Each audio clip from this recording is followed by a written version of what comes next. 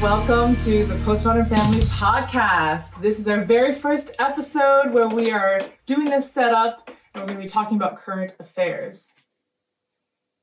Am I even here? I'm Lillian. I'm Felipe. And you may know us from some YouTube stuff, but this podcast is kind of going in a different direction, would you say? I think I want to introduce the podcast. Okay. Does that work for you? Yeah, sure. So for a long time, I've been listening to very inspirational podcasts, I would say, that have made me feel less lonely in this pandemic world. And it really made me feel like I want to be another voice out there for other people who might feel the same way I feel and just get encouragement from hearing our thoughts. But I want to give a shout out to the podcasts that I really like. So Irreverent Pod has just come out recently. And so I think they've only made 30 episodes total or something like that. And then I've listened to The Way I Heard It with Mike Rowe for a long time. Really like his podcast. I've only recently checked out the Delling Pod, James Delling-Pole podcast. And sounds interesting. And then I was listening to a little bit of What's Happening with Nico and Shane. And when do you listen to all these podcasts? Well, me as a stay-at-home mother and wife, I spend a lot of time in the kitchen. Okay. And this is why it's really essential for me that we have the wiretap, will you say? It's the Amazon Alexa in our kitchen. And so I'm able to just tell it to turn on and play a podcast, and I can listen while I'm doing the dishes and making dinner. Yeah. So I feel like most of my time is spent there where my hands are busy, my eyes are busy, but I can listen to something. So I really like that. And for a while I was listening to Audible books. And then Felipe never liked the books I was listening to. I'm right here. You don't have to reference me. You never liked them, did you? No, it's not that I didn't like them as such. I just didn't like coming home to the blaring sound of an audiobook and it continuing to play. Is podcast the same?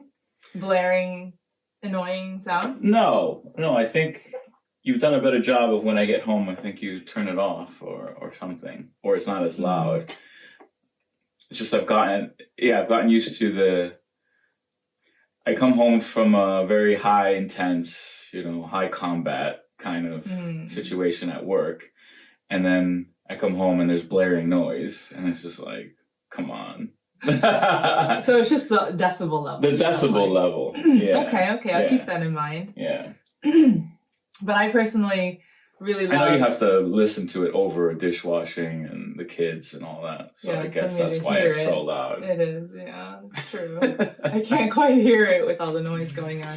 Especially when the vent is on when I'm cooking. But it must be difficult because I think the old model of a traditional family unit isn't an atomized mother that just spends all day with her kids. So it was more congenial with other adult mothers. And so if you don't have that, I can understand the thirst for wanting to engage with adult conversation. Yeah. Because all day screaming and little voices and I'm sure I have broken some speech. Spit up on my shirt right now. But so I can understand. I sympathize, but I have no space. I don't commute to work. I mean, I just walk. It's 10 minutes. So I don't have really an opportunity for podcast listening. And I do drive to the gym, and that takes me 20, 25 minutes each way. But I've gotten really used to silence in the car. Yeah, it's good. It's good for your thoughts. Yeah. I think that's the thing that you need is time to be alone and think. Yeah, I get so little of that. Yeah. Whereas I have quite a lot of that in terms of when I'm feeding the baby. It's just me and usually quiet. Though I do have two other children running around, but I do feel like I have lots of loneliness, lots of alone time. Yeah, I think I have the opposite problem. Yes.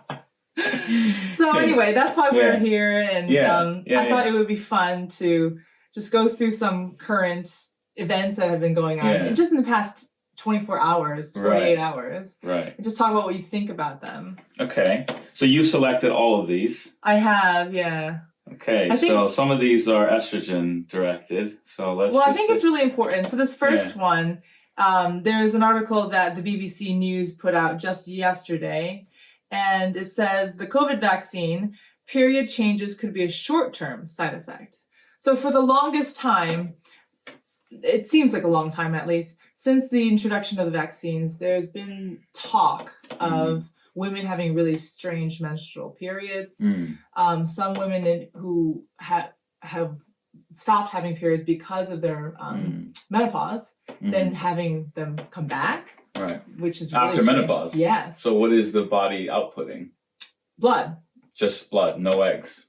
Yeah, exactly. So the shedding, the lining of the is reinitiated. Something like the endometrium is I think it's called. And then other people saying so is this anecdotal reporting on Twitter and social media? Yeah, so that's the thing is it just anecdotal, and why is it not being quantified? You know, I feel like if these people have said that there's actually photo evidence of them posting, oh, I got my jab, they're pregnant, and then they miscarry. And then you think, is that being reported somewhere? And why is it just anecdotal? Oh, that's just anecdotal. Where are they collecting this information? So anyway, there was these two researchers who personally had some issues and then decided to study it. But it brings to mind the question of who do you believe? Because I think there have been many examples in recent history. You could say the Trump election where QAnon and so forth were outputting information that a lot of people believed about what actually happened. And it didn't happen. And there's been a lot of discrediting of experts, whether it be in climate change or COVID or whatever. The whole concept of expert advice and expert counsel is now bunk to many of the average listener or viewer or consumer of data. So it really, we're in a crisis of lack of expert testimony that is reliable now. And so it's like a wild, wild west of information. Yes, however, what's important about this article that the BBC just put out is that they've basically acknowledged that there are people who are suffering. Well, why should I care about the BBC? The BBC is discredited. Well, the reason but they are on the forefront of vaccines are safe. You should get them, and I think they would be the first to say, no, this is just anecdotal. This is not happening. But they've now recognized that it is happening, but they've attributed it to a short-term side effect, saying that, this says period changes could be a short-term side effect. And then they've cited that study that the two ladies did, the researchers, and said that, yes, it seems like a lot of people are reporting unusually heavy periods following the Moderna vaccine. Yeah, but let me just be a bit cynical about it. What if the BBC is saying, look, it's a trending topic in the uncontrolled media landscape. Let's nip this in the bud by saying, hey, we acknowledge it's a short-term problem. Don't worry about it. Keep taking the vaccine. It's only a short-term problem. By doing that, they cut it off at the knees. They acknowledge its existence, but actually it's just a minor problem. I don't think that there's much evidence to say that it's just a short-term problem because there hasn't been enough time for us to see what happens. So even the argument that article is trying to make is bunk. I think so. I think this article is shooting itself in its foot by having acknowledged that there's a problem, but then just saying, I don't know, it's a short-term side effect. But you think, wait, we've just started taking the vaccine. So of course, everything we see right now is short-term. How will we know? So then you can't argue for or against. You can't say there is or you can't say there isn't. That's right. That's true. And so this is why I'm arguing that this is a psyop potentially by the BBC to say, actually, let's stop this spread. let's stop it from influencing mothers and women from not taking the vaccine. Let's just acknowledge that it's a problem. And the average consumer of data will just say, actually, okay, I did hear people saying that it's a threat, but here is the BBC is saying it's not a big deal. I'll continue taking it. That's what I think that is. I think you're right. I wouldn't take that as, actually, this proves that it's a real thing. No. It's for the people who have faith in the BBC already. Yes, you're right. They're going to say, oh, I heard about this. But you know what? The BBC said it's fine. Correct. That's fine. Yeah. But for the people who already don't trust the BBC and think that the BBC is against them, it's almost like what is the word? Validating? Validating that there is a problem. To me, it's not validating because I don't believe the BBC. Okay. So I see it as a psyop. So you think that they don't even think that... They probably, It's potentially they're just, hey, I hear on the grapevine, people are... This could potentially stop the vaccine drive. Let's pretend like we're acknowledging a real problem and nip it in the bud. The only reason why I still think that this is validating is because for a while, I think it was a month ago now, I had first heard of this heavy period, blah, blah, blah. And that first month or so, every mainstream narrative ignored it completely. But here you are saying, I heard it, right? So you've seen it on Twitter, you've seen it on Facebook. But not on the mainstream. So that's fine, but so was QAnon. See, these are all the markings. So here I am again. I'm saying that I'm in a crisis of who do I believe? I could be taken by the wind by another QAnon, but for COVID deniers, or QAnon for Trump or whatever. I'm not so invested in the QAnon thing because... The only reason I mention it is because it's a verifiable, proven example of how a fake narrative, not reported by the media, but reported only in the really those who know, was false. Completely and utterly false. That's fine. So then it begs a question. So you're saying that because it wasn't in the mainstream, that it's probably false? No, I'm just saying that just because it isn't in the mainstream and only reported in the Twitters, it doesn't mean it's true. Okay. Yeah. But... So I wouldn't put faith in that. That's not enough. That's fine. But for me, I also felt like... However, if you said, I know somebody personally who's taken the vaccine and had irregular menstrual cycles, then that would have credibility because I know you, and that would be a testimony that I would. But I don't know. Because so do you know anybody? Do I know anybody personally? Yeah. No. So the only people that I know are the people on Twitter saying it, that they are testifying. But also these screenshots of Facebook profiles of people. Of people reporting it, but I don't know them personally. So it's possible that QAnon types have created these fake accounts to then make this connection. Is that what you're saying? Think about it again. Why did QAnon exist? Since it proved to be completely false, why did someone create a narrative to string along sympathizers of Trump with this false hope that he would win? I don't know. That's the question. It's almost like to crush them. It's almost like to say, we're going to crush their spirit completely. And so what's going to crush the spirit of those who are skeptical about COVID? The continuing mass acceptance of the vaccine. Think about it. We're skeptics of the whole vaccine drive.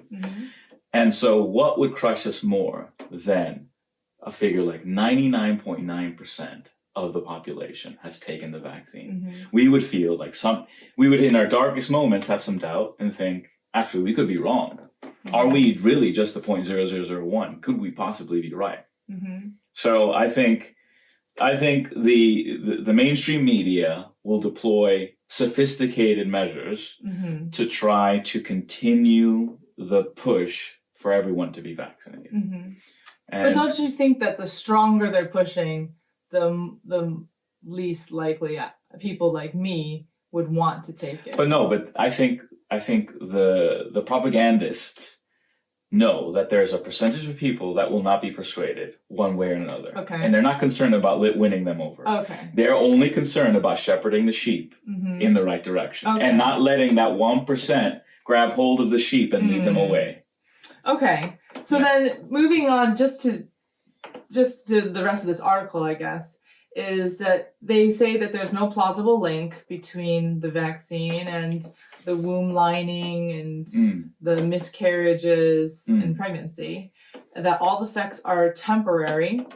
And in fact, it does say that there have been moments in previous vaccine history where these issues have arisen. Yes, that people do have irregular menstrual cycles. So they're saying that it's just normal to other vaccines. There you go. You see.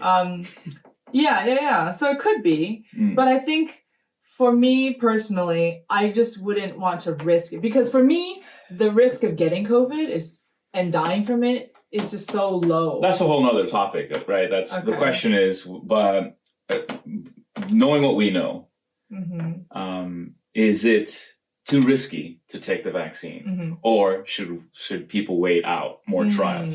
Right? Oh, so I was listening to Laura Perrin, who is a British journalist. Is she on talk radio? I think so. And she was, I only heard her because I was listening to the Delling Poll podcast, and she was on talking with him. And she was saying how a lot of people don't really care about this information because most women of childbearing age are basically she's infertile. The leader of the Conservative Woman, Laura Perrin. Yes, that's right. That's right. She was saying how, for people like our age, my age, who's still wanting to have children, who maybe are pregnant at the moment or trying to have kids, we're thinking about having kids, and we clearly are worried about this. But for most women alive today, they're either not content with being sterile. They're on birth control, or they're past the age of childbearing years, and so for most women, it's just like, who cares about this data, So I thought that's interesting because, I would be concerned maybe for a young 20-some-year-old, but then that 20-some-year-old probably doesn't care because she doesn't want to get pregnant right now, and she doesn't care if it affects her fertility.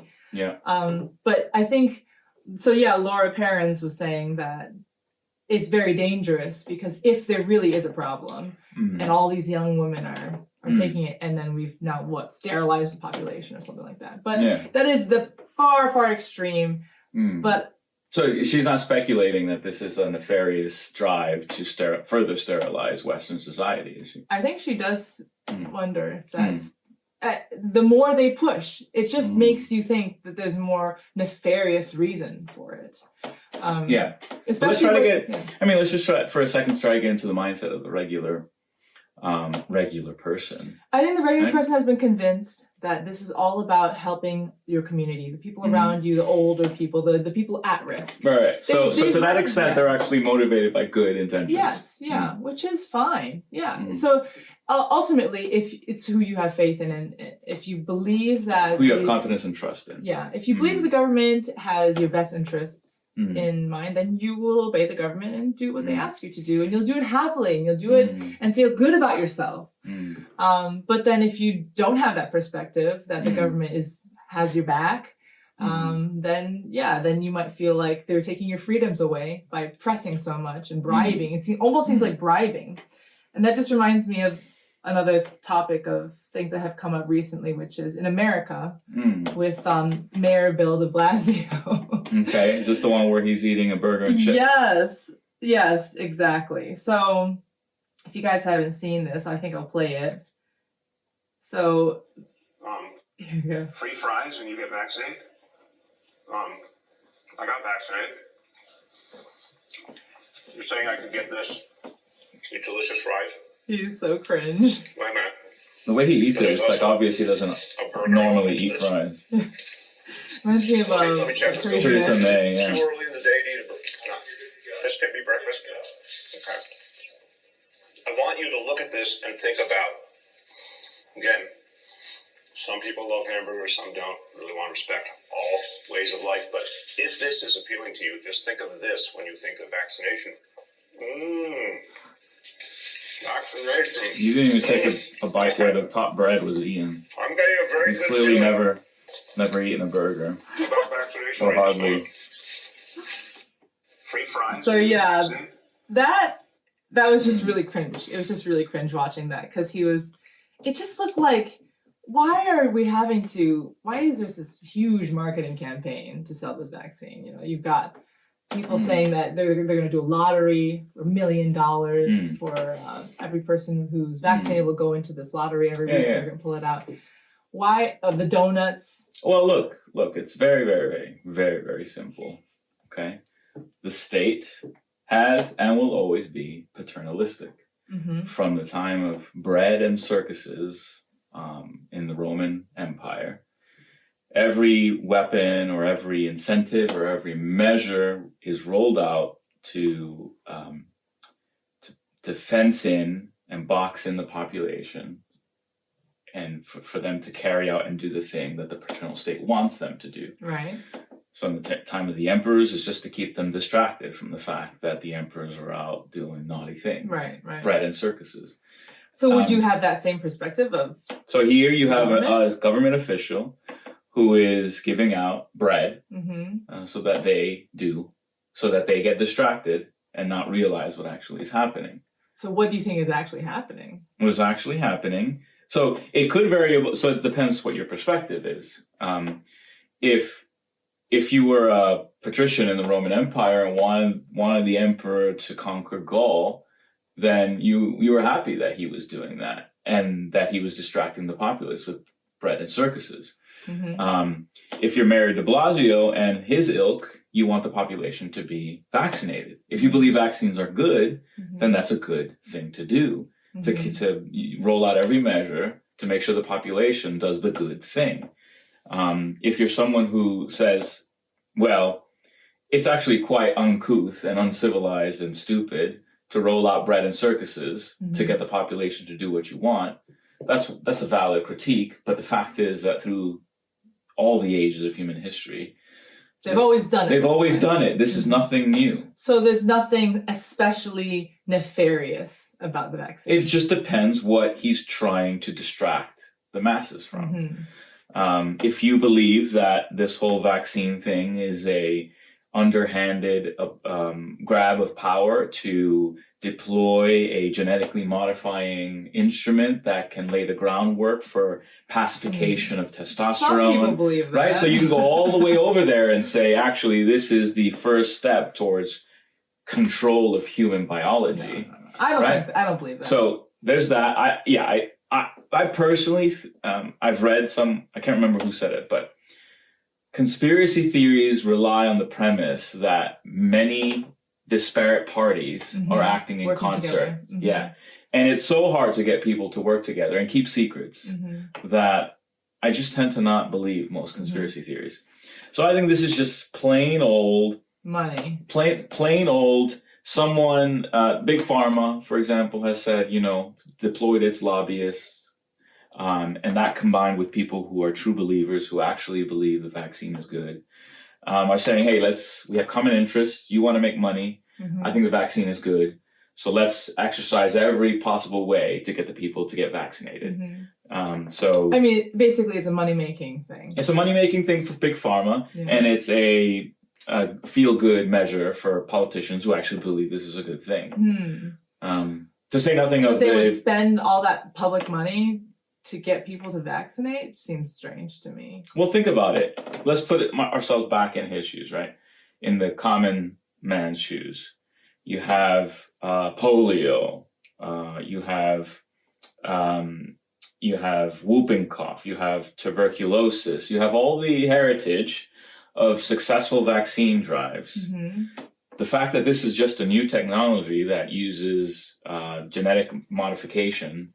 Spike proteins, mRNA. Makes no difference to the common man. It is under the umbrella and category of vaccine. Right. And so there is all that. Say it's not a vaccine. No, I know, but that's rare. That's rare. So you stop the common man on the street. I know. I just want to point out that I've been listening to a Reverend Pod and James Ellingpole and Sally KP and so many people.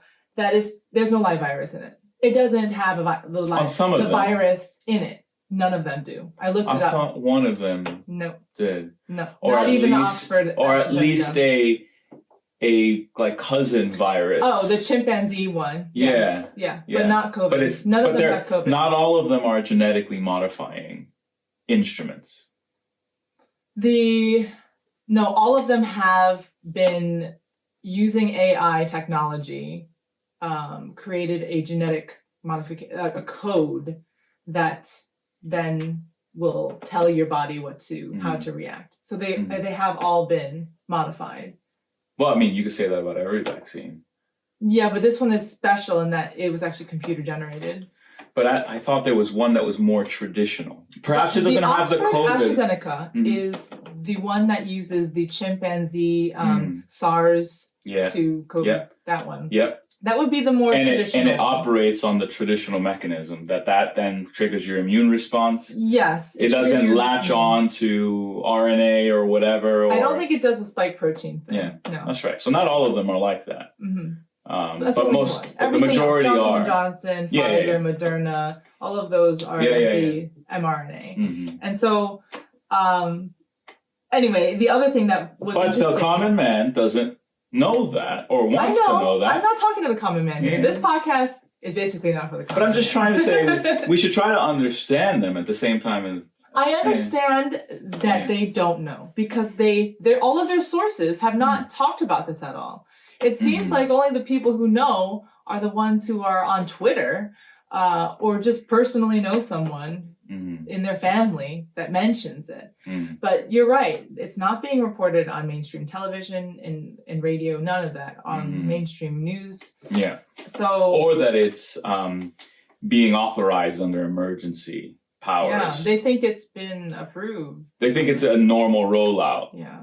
They don't even realize that they're a part of a vaccine trial. But I think even if they do know that, they're saying it's the cause is greater than themselves. Yeah. And it's worth taking that risk. Yes. Anyway, I don't think that enough people know what's actually going on, which then would be a form of non-informed consent, wouldn't it? Which is crazy because they should have some form of informed consent before taking or being a part of a vaccine trial. But anyway, that is just way too away. I mean, when you're in the NHS and you're shoved a bunch of forms about a surgery or whatever. Yeah. I don't understand the majority of what's No, that's true, but at least they gave you the information. Here, they're not even giving you the information. They don't give you, some of the vaccine inserts are blank. But I don't think they give you all the information on these surgery things. They just tell you, okay, these are the potential risks. Yeah, and blah, you blah. have to sign them and it says, So you think that they've covered themselves? No, I definitely think that, there hasn't been full disclosure of all that. But if I think back to when I got vaccines, I didn't sign anything. Yeah. I didn't read it a vaccine nurse or anything. Yeah. So this is still along the lines. It's still very traditional. And that's where I feel like it's a disservice to the people because this is very different, but they're treating it as if it was the same. But like you said, it's being administered under emergency approval. Yeah. And the only kind of subjects that have been tested on have been animals before rolling it out. Human trials. We are the human trial. Which is crazy to think that they didn't do. No, I thought there were some limited human trials for some of them, for like a month or two. Okay, maybe a month. Yeah, because I remember reporting like the first humans to take. Sure. Before being approved. Yeah, it was a limited trial. But okay, good. They didn't die immediately. Great. Okay, good. Yeah, I think there was some due diligence, but not, But then it just begs the question, like, what is the typical practice for rolling out a new drug onto humans? And I think most governments treated this as an emergency. Yeah. And said, you got to get the latest out. It's so urgent. You got to roll it out quickly. Right. I'm not going to go down the rabbit hole of is coronavirus really that dangerous and etc. But we of course sympathize. There are people that have died. Obviously, many millions who have died, and many millions have died all the time. Heart disease. From obesity, from and that's car something that's and really people have pointed out hypocrisy, I guess, or the risk factors are around the obese, and yet they're promoting free donuts, free fries, free burgers instead of saying work out and will help you pay for fresh veggies and things. You know, like the Great Reset should have been the Great Health Reset. It should have been actually, look, COVID strikes the obese. You need to get your act together. So instead of offering burger and donuts for a vaccine, say, hey, we'll give you treatment if you drop 10 pounds. If you start a workout routine. That'd be interesting. If you report your macros. That would never happen. Report your macros. Yeah. And then that reminds me now of the Biden tweet. I want to read you the Biden tweet. So he just announced that masks are no longer necessary. Is that right? He said the choice is simple. Yeah, I wanted to read the actual tweet. Did you find it? Is it not reposted here? I thought I did. The actual tweet says this.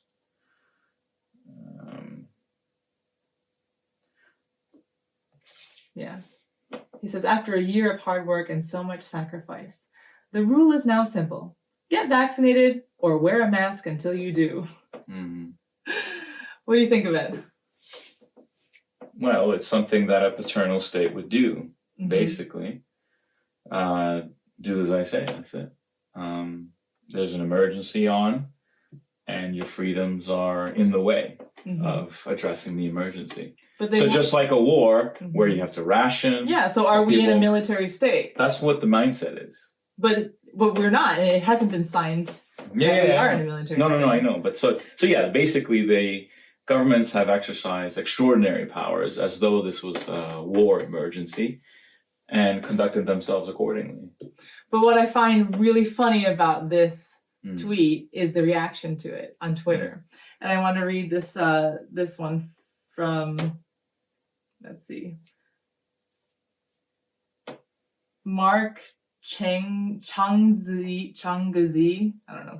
He says, a real quandary for the vaccinated. Do I wear my mask to signal clean club membership or my bare face, which anyone can fake? The answer is to, 1, conspicuously announce that I've been vaccinated, or 2, push for vaccination passports. But the image shows 2 buttons, right? The first option is wear my mask to signal my virtue, or remove my mask to show I'm vaccinated. And I feel like a lot of vaccinated people right now are having a struggle on what to do. Because Biden is saying, if you've been vaccinated, you need to wear your mask. So great, you don't want to wear your mask. But then, what if people think that you are one of those anti-vaxxers and anti-maskers? And so then they want to wear their mask to show that they are not a skeptic, but then people will think that they haven't got their vaccination. So it's like a quandary now for these people who are vaccinated. They don't know what to do about their masks. Or highly concerned about how they're viewed. Oh, absolutely, yeah. What would you do if you were vaccinated? But I wouldn't be. It's just so funny. So most of the people that I've seen tweet about this who have been vaccinated say that they will still wear their mask. They're saying because they may be afraid of people who are anti-maskers, who are not vaccinated and also not wearing their mask. They want to be protected from them, so they're going to wear their mask. And then the lesser population are the ones who are saying, I don't want to be seen as... I don't know, I forget. They don't want to wear their mask because they don't want to be seen as not vaccinated when they are. But they're afraid, I guess. I don't know. I guess down to the point is... They need to have a face mask that says, I've been vaccinated. Yeah, that's easy. There we go. I mean, it doesn't take a genius, yeah. You're signaling that you're vaccinated and that... There you go. Felipe solved all your problems, people. Just get a mask. We should sell one that says, I'm vaccinated. It's not that hard. Well, apparently it was for Twitter, because people were talking about it like, what do we do? What do they do? What are you going to do? That's funny. Cool. And then what else do I have on here? So that's the burgers. Oh, yes. This lady, now let's go and now talk about vaccine passports, because clearly that's what's happening next is, especially Americans. I don't know about the Brits because I don't talk to very many. Do I? You do though. But first of all, what's your feeling on vaccine passports? My feeling? Do you think it's a good thing? Do you think it's a bad thing? Do you think we should have it? Well, I think to the extent that in terms of travel across international travel, there has been long set precedent of if you're going to enter this country, you need vaccines against this, that, because these diseases are rampant in our country. So it's for your protection to get vaccinated for this. Right. So there's already precedent for foreigners traveling into another country to be required let's call it a vaccine passport or a vaccine visa. Okay. So that's one thing. If a country that is sovereign, has control of its borders, they can says, decide, hey, if you're going to enter our country and you're not a citizen, you need to have this vaccine, a COVID vaccine. Okay with that. I might not agree with it, but I respect that. As far as within those borders and control of the domestic populace, there's been no precedent that I know of where everyone is by law required to be vaccinated. Like to go to the grocery store. Yeah, to go to the grocery. I know that some states in the U.S. Require all their students to be vaccinated to go to public school system, but that there are religious exemptions. And I think one state recently has revoked the religious exemption. I can't remember what state it was. Arizona, something with an A. It wouldn't be in the South. No? I think it was either New York or Minnesota, maybe? I can't remember. But the point is that domestic control of that nature I've not seen before. And I don't agree. Simply on the grounds that it's not a health emergency that they are making it out to be. But then if it was a verifiable like 50% mortality rate that would decimate the population, then I could maybe sign up to it. Maybe. But if you look at just But I would hope that the people would willingly say, right, this is 50% mortality rate. Let's just do it. And not require mandating it. So I have mixed feelings about it, but I can see. I think there's a big risk and a big problem with having these such things, especially when they are digital. Because isn't it in China like social credit basically? Isn't it just like a form of the social credit system? Exactly. And I think that's what the West is really worried about, is that we're going to turn into China. I mean, the 1% is worried about that, but the rest of the populace doesn't know that China exercises that kind of control, A, and B, doesn't know that once that kind of control is exercised, they've lost their freedom, and C, they wouldn't care. Let's face it, the average person, this is not condescending, the average person would be content if they're allowed to indulge in their pleasures that they like. Have a pint down the road, meet with their friends, go to work, take their holidays. If they have all that, the majority, that just means greater than 50% of people could care less. Care less. But I think maybe we're so different because we're Christian. And I think when you bring religion into it, we've seen this long history of religious persecution against the Jews, against the Christians. And I feel like this kind of digital passport that allows you into places can easily turn into something like that. Like you have to believe or renounce or something in order to come into these spaces or those spaces. Interestingly, on the Irreverent Pod, they were talking about how, in the movie The Island, they like get scanned, their body gets scanned, and it'll tell them what they're lacking in their nutrition, and then they'll say, now this is what you must eat, and you can't have any more bacon because you have too much sodium or cholesterol. And so is it possible that we'll get to that level of control by saying there's some sort of digital presence of what our bodies are like, a health digital thing, and then they'll be restricting or prescribing things based on that information. So I feel like that's way down the line, but this is just the door, right? The vaccine passport is the door, because that's a personal, private health information that is carried digitally that then you must show in order to get into spaces, which is weird. I mean, do people ever, should you be going around asking women if they've got their pap smear? That's just, is that health information something that other people should have the right to know? Well, there's always been some kind of let's say evidence that you carry around that has social proof. Social proof is a concept of have other people accepted you, have other people fellowshipped with you, whether it be, look, I belong to the aristocratic class and I have social proof by the way I dress or whatever. There's these signals that say I belong to a network, I belong to this, and you're not allowed here if you don't belong. So there are clubs that if you haven't paid, Yeah, if you but don't have those the are right all network, voluntary. those are all voluntary, I know. They're not mandatory. But the thing is that if a grocery store freely decides that it will not allow anyone in here unless your phone proves that you have a vaccine, if you are a freedom-loving person that adheres to freedom of choice and laissez-faire capitalism, then you have to accept that, don't you? If Tesco's decides by its own, yep, you can't come in here. That's fine. They can decide that. And what if every one of them do? Without government intervention? What then?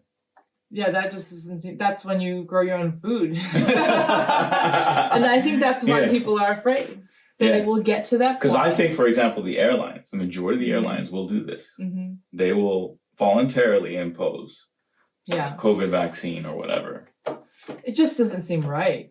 I just don't think... It doesn't seem right, but at the end of the day, what this really drives, what point it drives home for me is that this sort of global, interconnected, transatlantic world that people have enjoyed is a corrupting force that should die. I think that... So you don't like globalization? Well, it has its benefits, but it has its drawbacks. And I think if it pushes people to be local focused, to form bonds, if you, for example, if the grocery stores do decide to do that, and then therefore pushes us to grow lettuce and tomatoes, and we grow a crop that's a little bit bigger than normal, then we sell it to the neighbor. It begins reconstituting these local bonds. So I think there's a silver lining in all this that's coming. People deciding more to homeschool, people deciding, basically they're building their local network up because globalization has shown what it will exercise its weight on. And then similar to that, churches they might start rolling out vaccine-only churches. Yeah, there'll be like a vaccine-only service. Maybe. Yeah. And then a service for the unwashed masses. Which I think is absolutely anti-gospel, right? The gospel is for all. There is no Jew, no Greek. Well, the verse is clear. It says, he who will try to save his life will lose it. There we go. And he who will lose his life will gain it. So it's just stupid. So, but in that vein, there are more people who are just starting their own local churches now. Yeah. And continuing on, like Michael Foster started his own, at This Is Foster. And I feel like there's a growing need for that. And that will also, I think there's too much power that the Church of England has in terms of what do you mean? Financial and political power. They don't have political power, they have financial power. I just think that they're wasting a lot of opportunity, and hopefully local communities will really reach out to their community and not rely on. I guess I feel like maybe people rely on the Church of England church. That's their local church. For what purposes? For general things, just like what? For fellowship, for socializing, but also for being taken care of if there's a need. Figure that. We live in a village of about maybe 6,000, and the local Church of England church will get maybe 20 on a Sunday. Yeah. It's not looking after anybody. I know, but the people in this village will go there to get married. They'll go there to baptize their children. And how many marriages does it have on average? I don't know. 10 to 12 a year. Maybe. 10 to 12 a year. And they're not all from parish. Yeah. Okay. They're not all from the parish. But what I'm saying is if there was a local church that was actually reaching out to the local community, that those people who wanted to baptize babies or get married might actually get the counseling and the biblical teaching that they need. Do you see what I mean? People are not being fed the word of God because they go to their local church, their C of E church, and they think that checks the box. The C of E is happy to baptize or marry anyone who comes, and they don't have any relationship with them. The C of E is happy to have any involvement in the life of the country whatsoever. But without giving them the gospel. No. Just involvement. As long as they're touching in some way, interfacing, interacting, with the people in some way, they're happy. They don't care what it's for. Right. So I'm just saying that the people who live in that parish, or the people who have maybe never heard the gospel, but they think they're okay because they go once, twice a year to that church. But that's a long-standing problem pre-COVID. That's true. England has been in decline, massive decline. But I think it's also been showing the kinds of churches that will continue meeting and serving their community. Yeah. Because there are so many churches that have just capitulated and gone harder than the government guidelines. Yes. And I think let their sheep go astray. I think a lot of their congregation, the people have fallen into depression and loneliness. And in fact, we just met a family that said that we know probably 3 or 4 people that have changed churches because of the pandemic and the way that their church handled. They felt like it was just way, like you said, just overdoing it and going beyond what was government mandated. I wonder if there are some people who left churches because the churches were not buckling. I've never heard of that. So. Because there's so few that did buckle. yeah. But I bet you there are. You think so? I think so. I don't know. Who said, we must be social distancing, we must be face masking, we must be silent, and they left. I don't know. I know there are probably people who left church entirely because they were too afraid to go. Yeah. And in that result, then, maybe they found a Zoom church. Yeah. During that time. Yeah. I could see that. Yeah. But so I think that's all I had for the current events today. We talked about that. We talked about, a reverend on Twitter said Florida dropped all measures. So Florida, we have family who live in Florida. Do the people in the UK know that there is a whole state that's larger than the UK that has dropped all of their mandates on social distancing, on masks, on requiring vaccinations? It dropped it all since September the 25th. Oh, no, that was other things, but just recently they dropped everything. Yeah. Florida's killing it, And it says, this is a test case that disproves the hypothesis that lockdowns work. We should not lock down our country because it doesn't do anything to help, but only harms. I agree, 100%. I don't think the number of deaths, I think there was an excess death of 1,000 according to the total number. Is that right? 1,000? Every year about 500. If you compare the years. Sorry, I think it was 100,000. So I think every year is about 500,000 people die in the UK. And I think this past year it was 600,000. So that is quite a big number, I guess. But if all of those cases were COVID, then COVID is really dangerous. But not all of that was. In fact, I think it was only around 1,000 or so. What was the number? I don't know the numbers off the top of my head, but the problem with comparing the number of deaths year on year, this is what people say, is that, well, the lockdown should have resulted in lesser traffic accidents, lesser flu deaths, lesser transmitted diseases, etc. So you would actually expect lower deaths than the year before, total. And so the fact that it's either as much or more suggests that depression, we would have had even more if we hadn't locked down, you see. Oh, I see. So they're saying that it's not a valid comparison. Oh, okay. So excess deaths is nothing. No, what really you should be looking at is just the mortality rate. So number of people who get it, and then how many people die from it. Correct. Yeah. And so according to that, the mortality rate is less than 2%. Yeah. In terms of how many people get it, and then Yeah. how many people actually die from it. Yeah.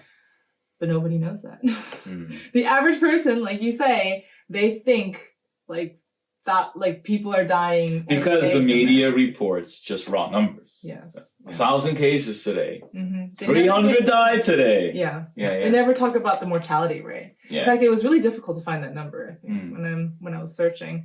Yeah. Just crazy. Mm-hmm. But yeah, so I think that's all I had. Is there anything else you wanted to chat about? In terms of current events? Anything else that was big that... Well, you have this conflict in the Middle East. Yeah, I didn't really want to get into that. Okay. Because I know so little about it. But you know so much about COVID. I haven't read very much about the Palestinian-Israeli conflict. I know it's been happening for hundreds of years. There's conflict there.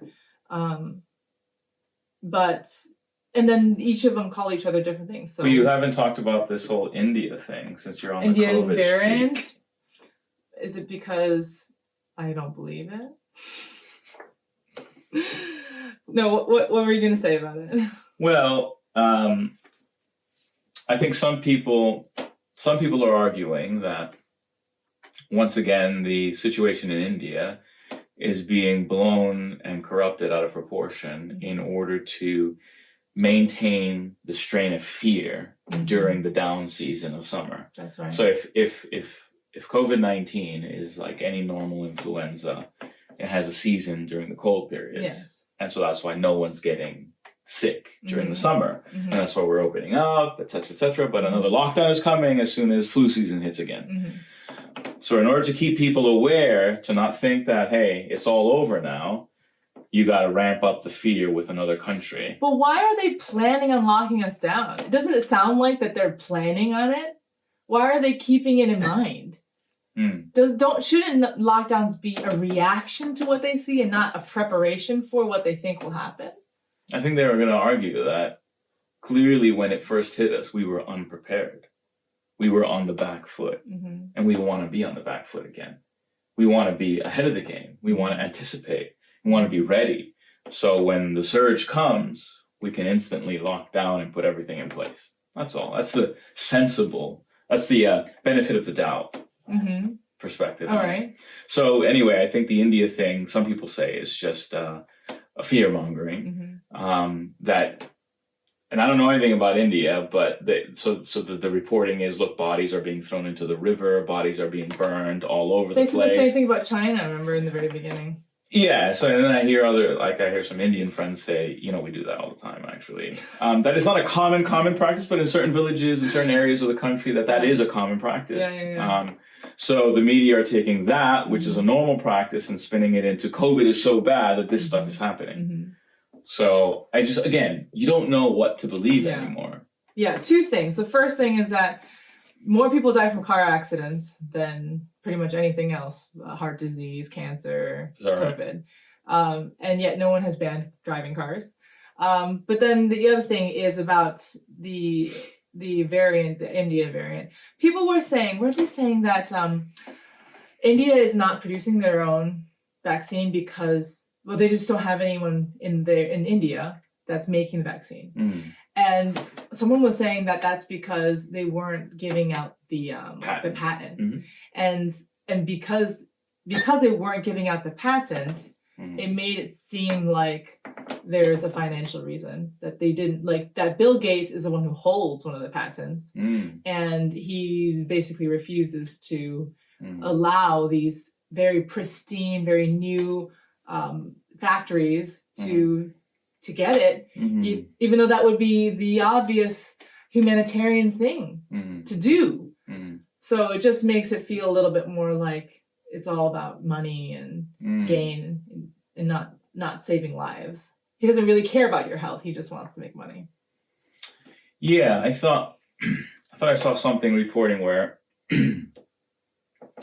when the vaccines were originally being developed, when Trump was president, that there were some raw ingredients to the vaccines that we were getting from India, and that Trump brokered a deal or something, or an arrangement where India would send those and prioritize America over all the others.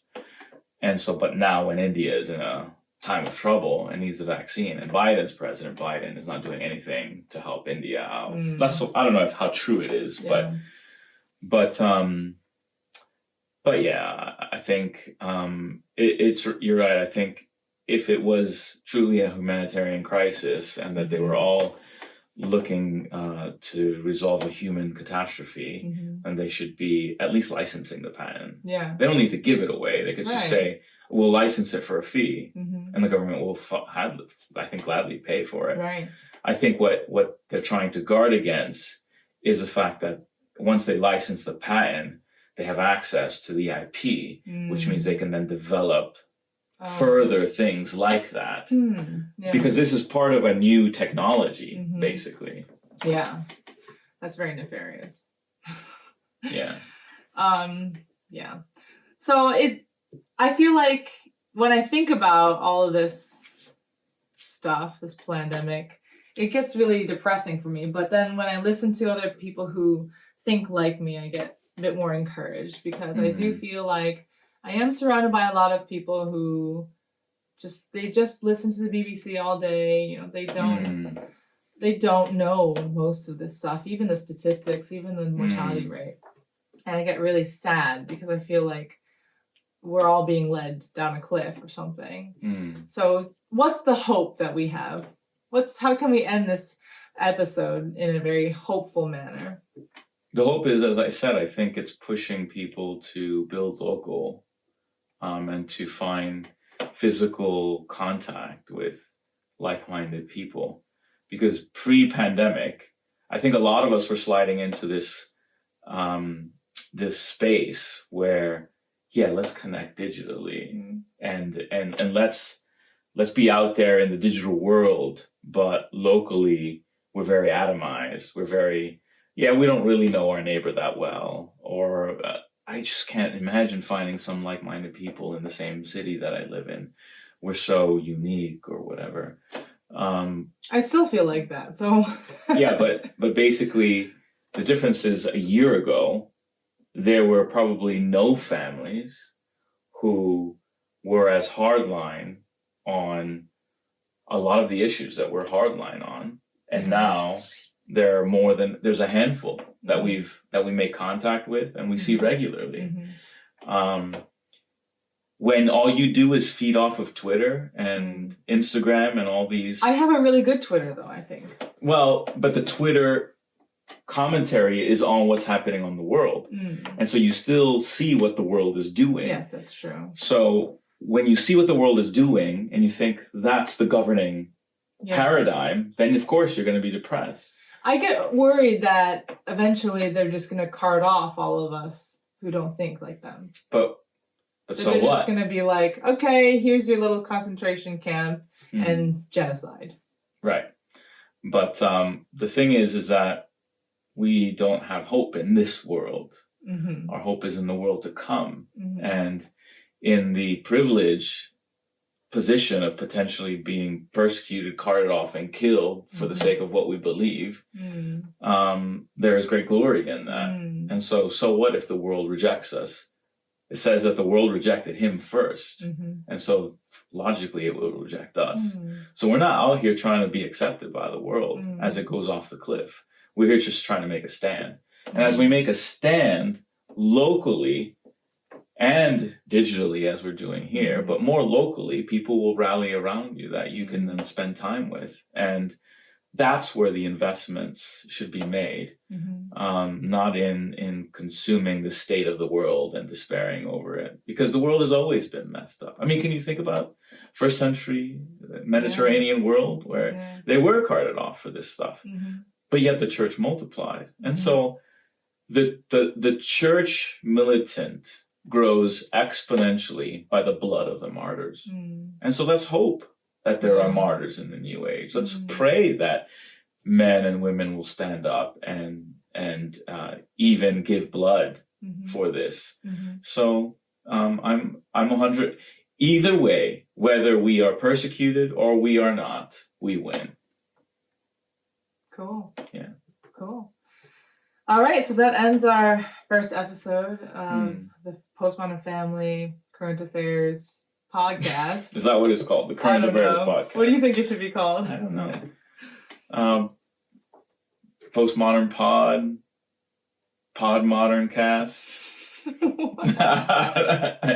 Post Podcast. I don't know. We'll think about it. Yeah. But thanks for listening. Thanks for watching. And we hope you guys like it. If you do like it, I'm going to copy Mike Rowe now. Go on to our podcast and give us a 5-star rating. But if you go and you're not going to give us a 5-star rating, don't give us a rating at all. He says only 5 stars help. So don't give me anything less than 5 stars. Right. If you don't think it's 5 stars, don't rate the podcast. Sounds good. All right. Thanks so much for listening. And we'll hopefully catch you guys again in a week or so. Yes. See you. Bye.